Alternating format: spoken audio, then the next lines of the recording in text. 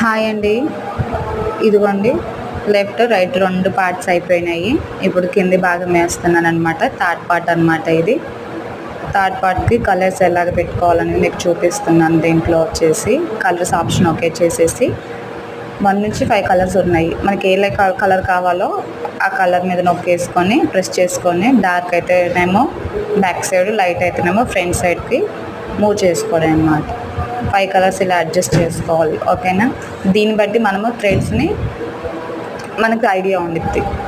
అయిపోయిన తర్వాత మనం ఇప్పుడు ఓకే నొక్కేసుకోవాలి. ఓకే అయిపోయింది. చూసారా. ఇప్పుడు డిజైన్ సైజ్ వచ్చేసి ఎంత ఉందో మీకు చూపిస్తాను చూడండి. 100 మీద ఉంది. తగ్గించొద్దు. తగ్గిస్తే ఫ్లేవర్ అనేది చిన్నగా అయిపోద్ది. తగ్గించొద్దు అసలు. ఎంత మీద ఉంటే అంత పెట్టుకోవాలి. ఓకే చేసుకున్నాక ఫ్రేమ్ ఇలాగ వస్తుంది అన్నమాట.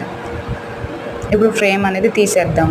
ఇది క్లిప్స్ ఇట్లా అన్నీ తీసేసి ఫ్రేమ్ మనకు ఆ డిజైన్ తగినట్టుగా మనము క్లాత్ సెట్ చేసుకున్నాం. ఓకేనా.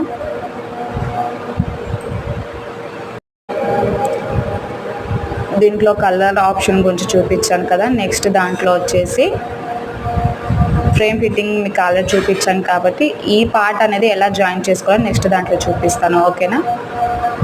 ఈ క్లాత్ మాత్రము ఆ డిజైన్ తగినట్టు క్లాత్ అడ్జస్ట్ చేసుకోవాలి ఇలాగా.